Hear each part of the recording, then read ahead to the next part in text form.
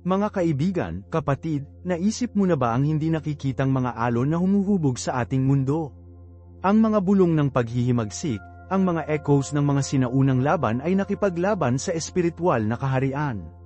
Ngayon, sinisiyasat namin ang isang kwento na tinakpan ng misteryo, isang kwento ng pagsuway at banal na hustisya, isang salaysay na sumasalamin kahit ngayon, sa ating sariling oras.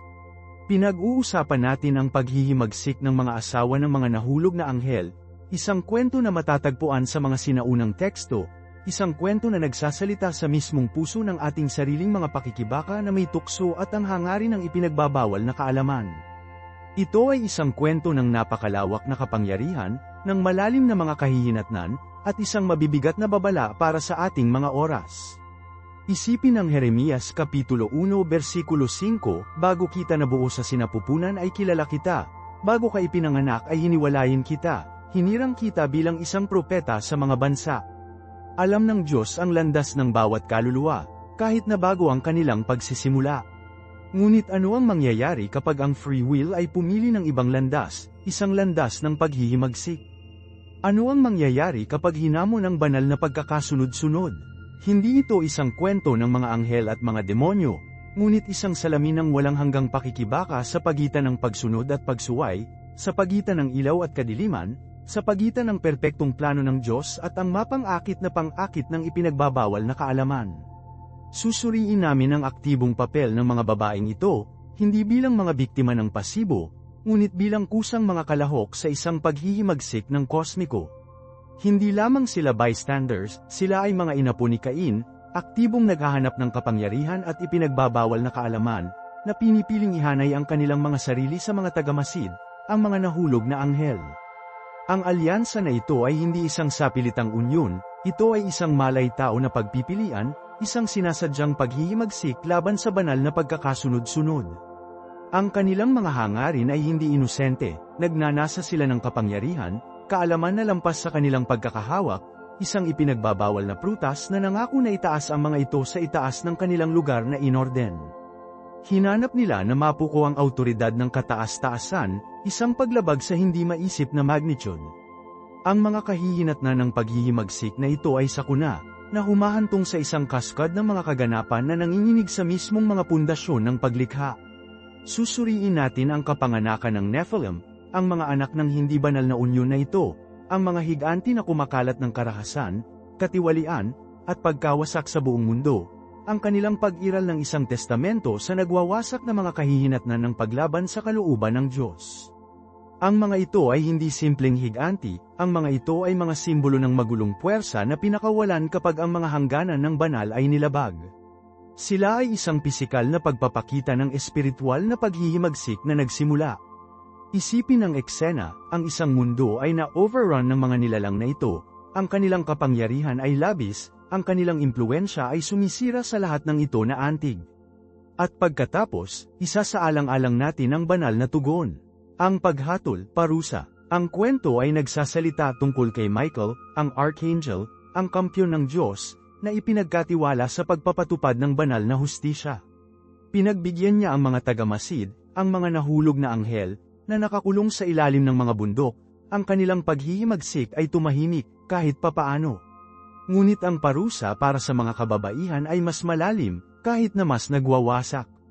Ang kanilang kagandahan, isang beses na mapagkukunan ng pagmamataas, ay nakuha na iwan silang deformed, ang kanilang pisikal na anyo ay isang salamin ng kanilang espiritual na pagkasira. Ang mga banal na kasulatan ay nagsasalita ng isang pagbabagong anyo, isang metamorphosis sa mga nilalang ng malalim, mga nilalang ng mito at alamat, isang parusa na higit sa pagkabilanggo. Ngunit masuri natin ang kalikasan ng ipinagbabawal na kaalaman na ito. Ano ba talaga ang mga babaeng ito, ang mga inapo ni Cain na ito? Ito ba ay uhaw lamang sa kapangyarihan, isang pagnanais na lumampas sa kanilang mga limitasyon? O mayroon bang isang bagay na mas malalim sa paglalaro? Naniniwala ako na ang kaakit-akit ay lumampas lamang sa pamamahala sa lupa. Nagnanais sila para sa kaalaman ng banal, ang mga lihim ng paglikha, ang mga hiwaga na ginawang malapit ng Diyos.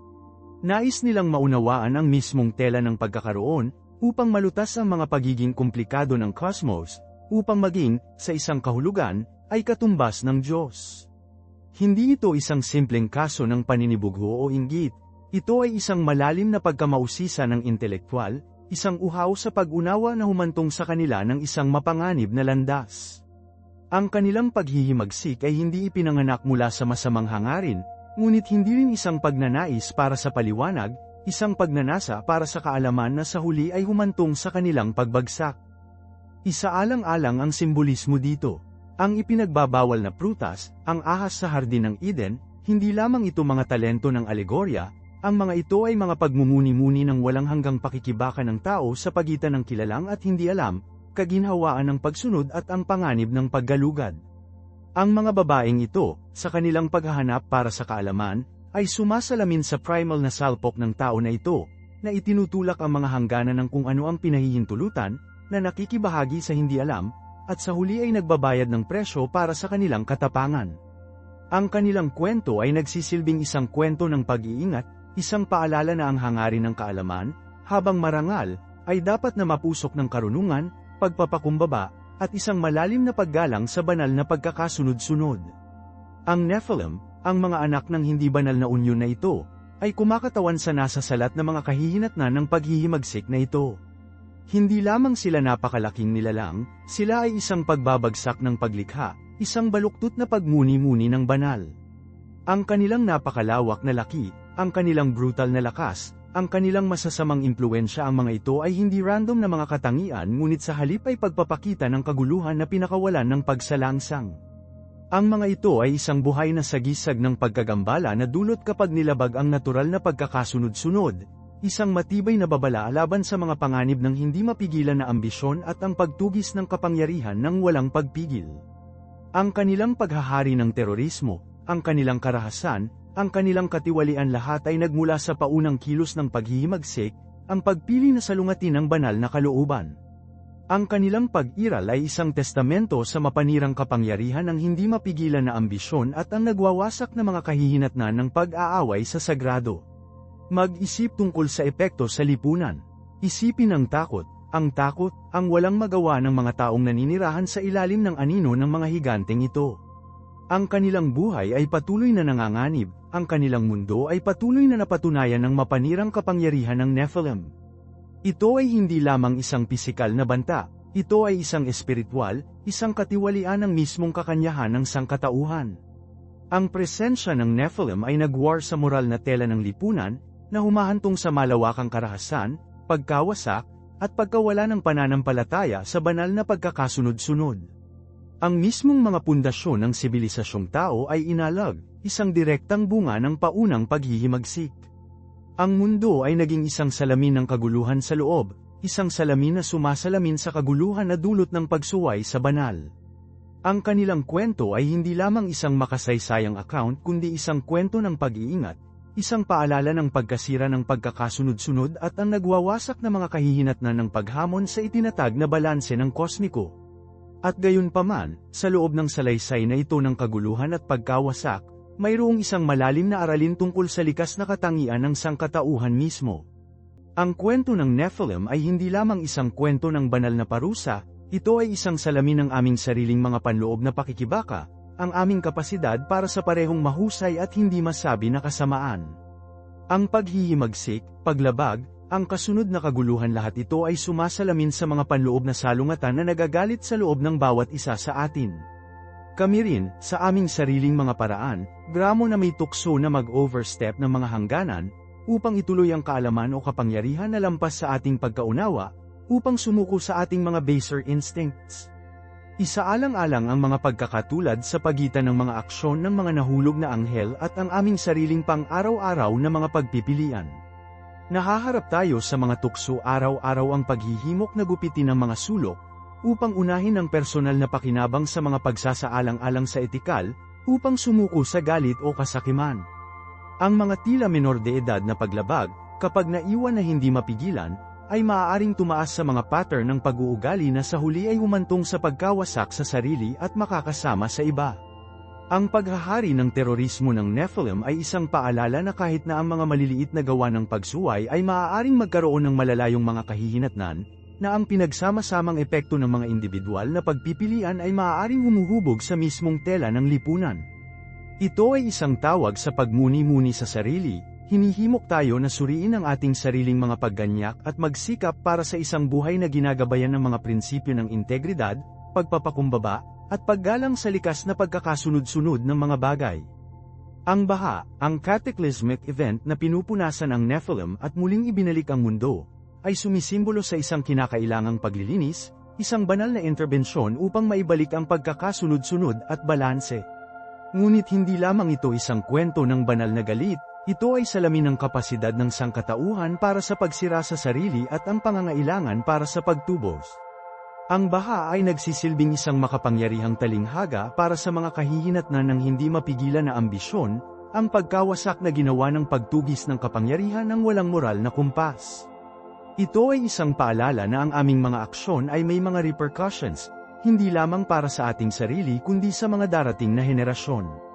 Ang mundo pagkatapos ng baha, nalinis at nabago, ay kumakatawan sa potensyal para sa isang sariwang pagsisimula, isang pagkakataon na muling itayo ang lipunan sa isang pundasyon ng moralidad at espiritual na integridad.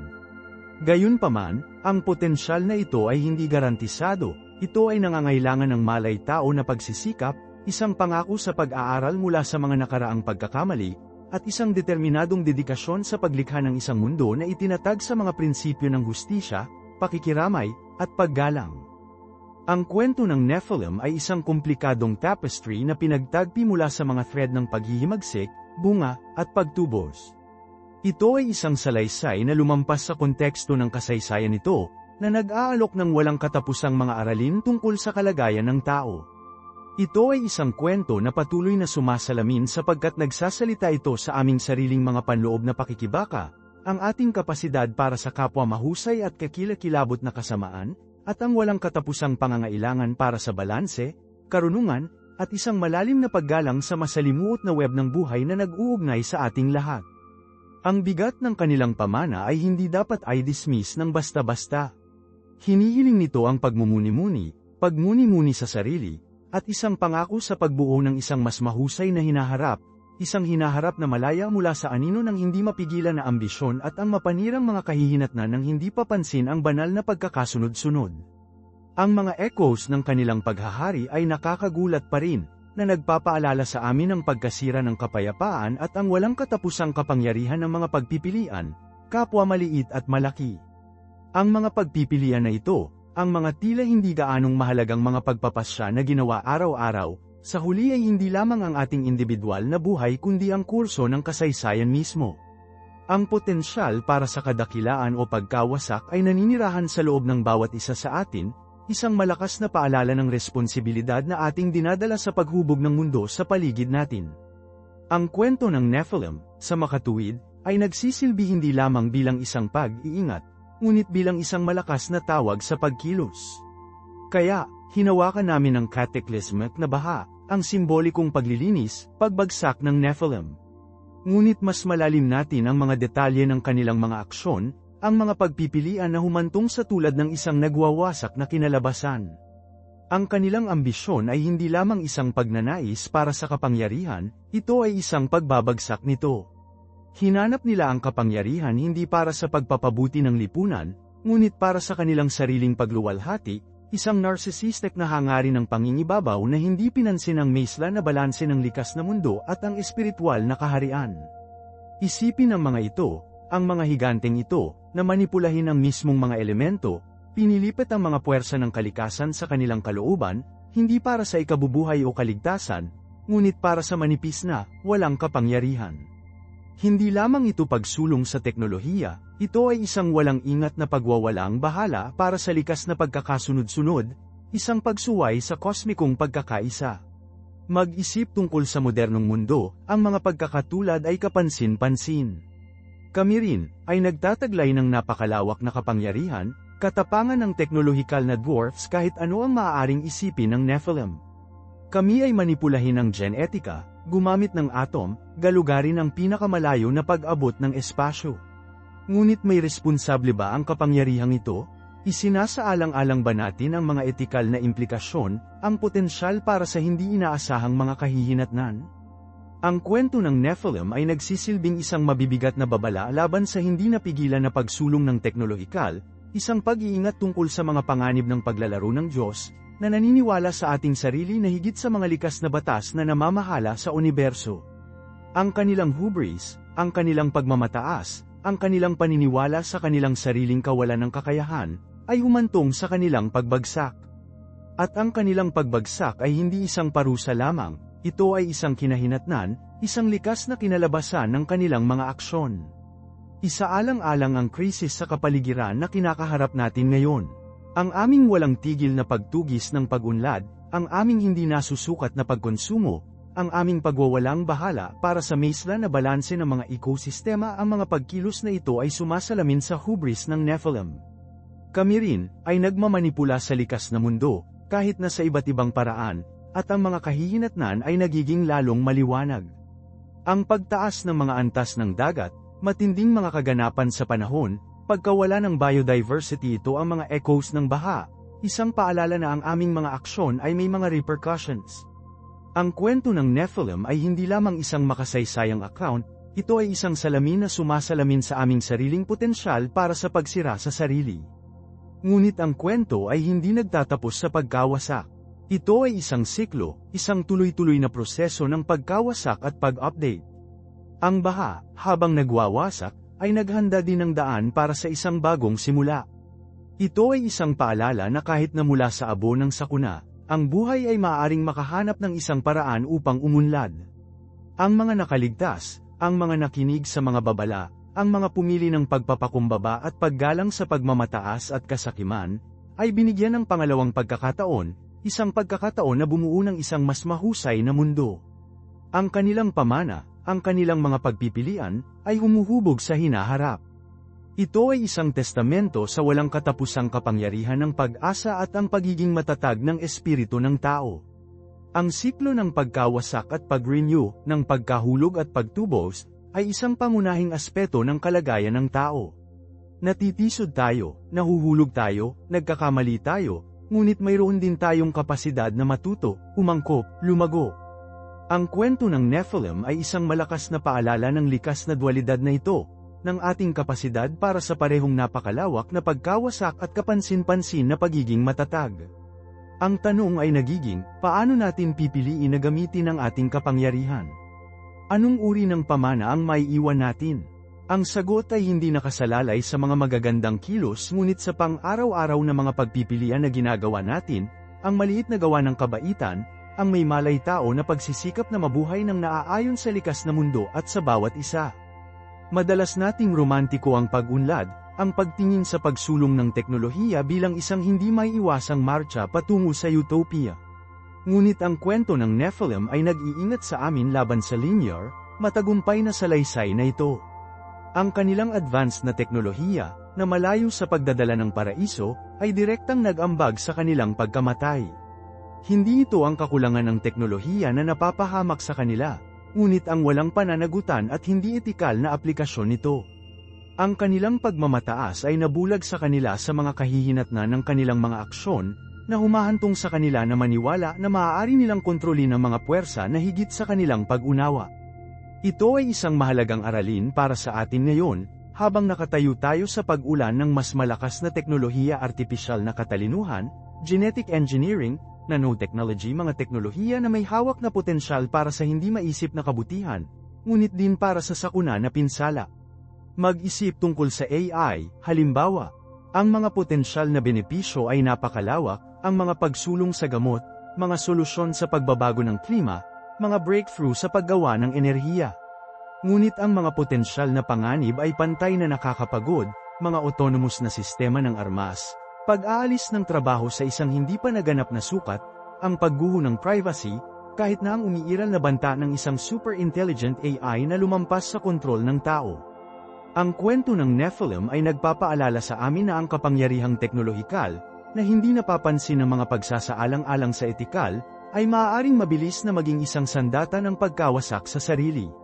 Kailangan nating bumuo ng matatag na etikal na mga frameworks, internasyonal na regulasyon, at isang sosyal na pinagkasunduan kung paano responsable na mabuo at may palabas ang mga makapangyarihang teknolohiyang ito.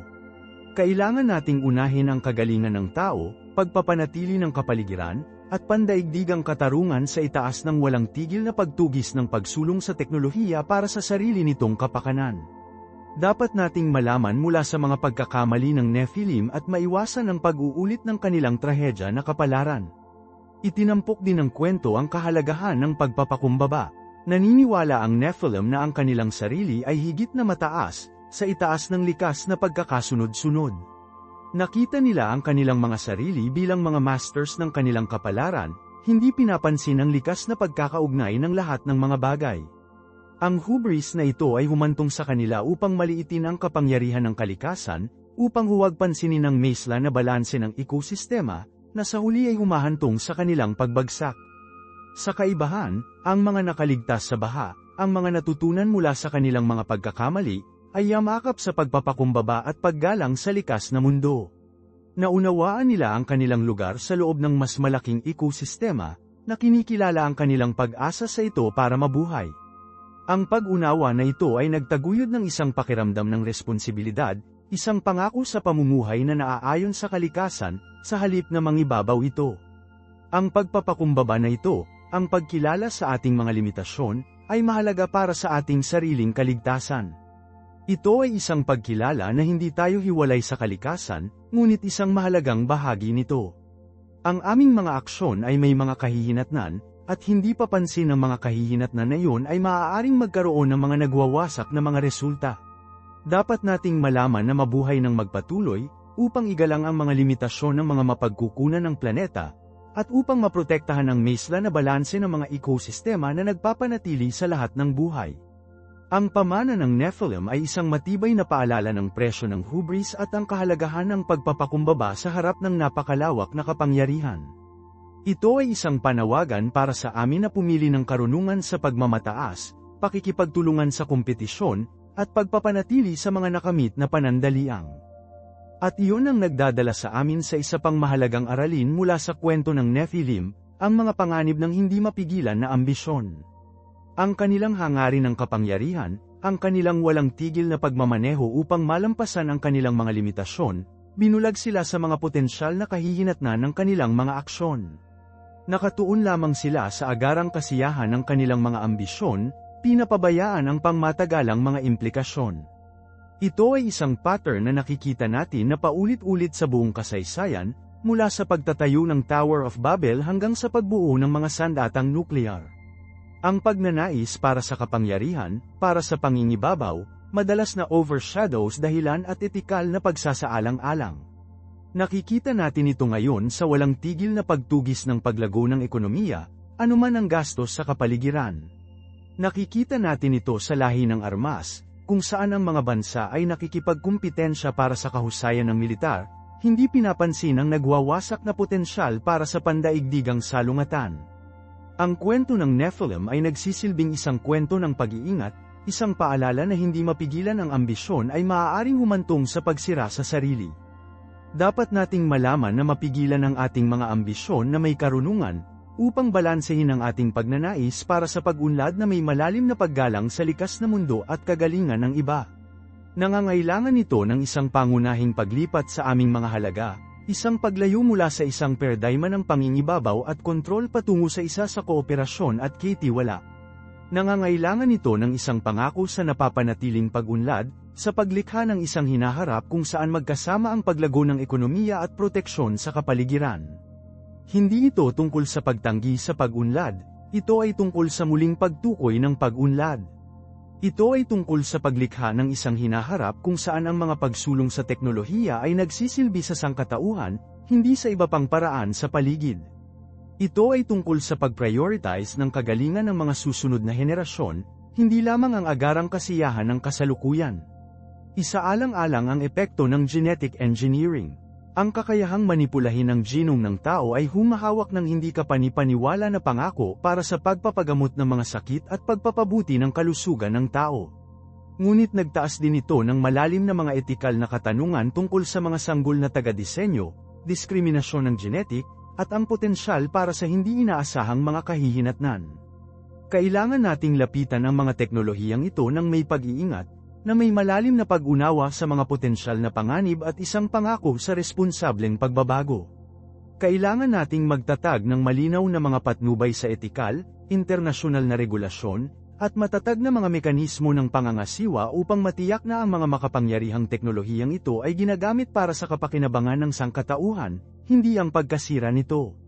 Ang kwento ng Nephilim ay nagpapaalala sa amin na kahit na may pinakamahusay na hangarin, ang hangarin ng kapangyarihan na walang mga hadlang sa etikal ay maaaring humantong sa mga nakapipinsalang kinalabasan. Ang parehong pag-iingat ay nalalapat sa artipisyal na katalinuhan. Ang AI ay may potensyal na baguhin ang maraming aspeto ng ating buhay, mula sa pangangalaga sa kalusugan hanggang sa transportasyon hanggang sa edukasyon. Ngunit nagdudulot din ito ng mga makabuluhang panganib, kabilang ang pag-aalis ng trabaho, algorithmic bias, at ang potensyal para sa mga autonomous na sistema ng armas na mahulog sa mga maling kamay. Kailangan nating bumuo ng mga sistema ng AI na transparent, may pananagutan, at nakahanay sa mga halaga ng tao. Kailangan nating mamuhunan sa mga programa sa edukasyon at pag-retraining upang matulungan ang mga manggagawa na umangkop sa pagbabago ng merkado ng trabaho.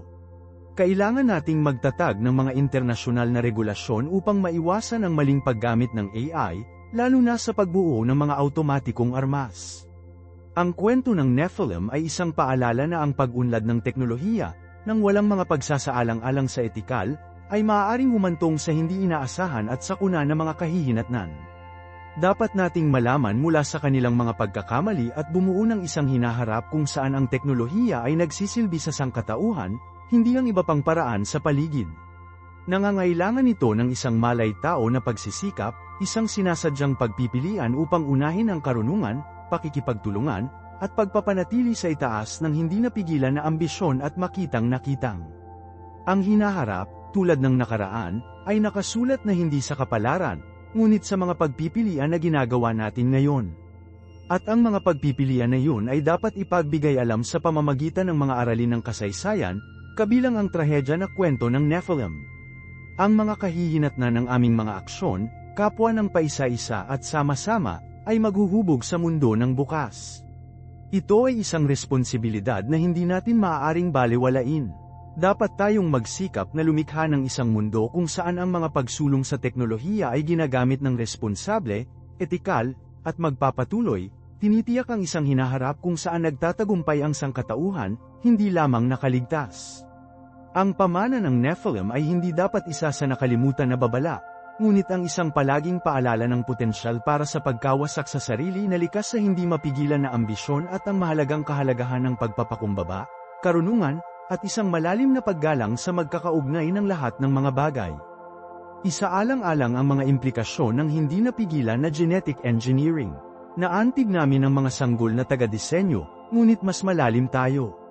Isipin ang isang hinaharap kung saan nagiging pangkaraniwan ang pagmamanipula ng genetic, kung saan mapipili ng mga magulang ang mga pisikal na katangian, katalinuhan, at kahit na mga katangian ng pagkatao. Ano ang nangyayari sa konsepto ng natural na pagkakaiba-iba? Ano ang nangyayari sa pagkakaiba-iba ng tao?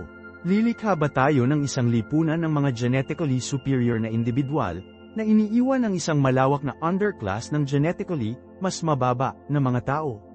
Hindi ito science fiction, ito ay isang tunay na posibilidad kung hindi tayo maingat na yapakan. Ang potensyal para sa panlipunang stratification at diskriminasyon ay napakalawak. Hindi namin sinasadyang lumikha ng isang mundo ng mga has at have-nots, batay sa hindi sa socio-economic status ngunit sa genetic makeup. At sino ang magpapasya kung ano ang bumubuo ng superior na mga katangian ng genetic? Ito ba ay batay sa mga di makatwirang pamantayan sa lipunan, na potensyal na magpapatuloy na mga umiiral na biases at hindi pagkakapantay-pantay? Ito ang mga komplikadong katanungan na humihiling ng maingat na pagsasaalang-alang at buksan ang pampublikong diskurso.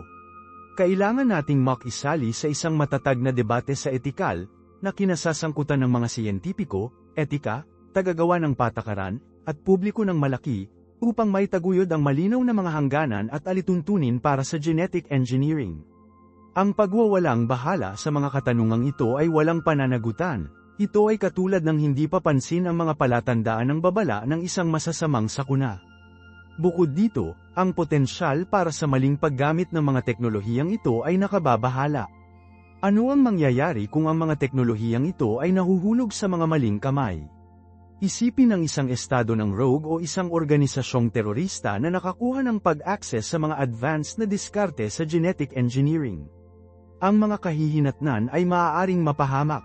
Kailangan nating isaalang-alang hindi lamang ang mga etikal na implikasyon kundi pati na rin ang mga implikasyon ng seguridad ng mga teknolohiyang ito. Ang mga matatag na hakbang sa seguridad, internasyonal na kooperasyon, at mahigpit na mga regulasyon ay mahalaga upang maiwasan ang maling paggamit ng mga makapangyarihang tool na ito. Kailangan nating maging aktibo, hindi reaktibo. Kailangan nating asahan ang mga potensyal na banta at bumuo ng mga diskarte upang mabawasan ang mga ito bago huli na. Ang kwento ng Nephilim ay nagsisilbing isang paalala ng mga panganib ng hindi mapigilan na ambisyon at ang kahalagahan ng pananaw. Ang kanilang kwento ay hindi lamang tungkol sa hubris, ito ay tungkol sa nagwawasak na mga kahihinatnan ng hindi pagtupad upang isaalang-alang ang mga etikal at sosyal na implikasyon ng mga pagsulong sa teknolohiya. Hindi namin kayang ulitin ang kanilang mga pagkakamali. Isaalang-alang din natin ang epekto sa kapaligiran. Ang hangarin ng pag-unlad ng teknolohikal ay madalas na may gastos sa kapaligiran.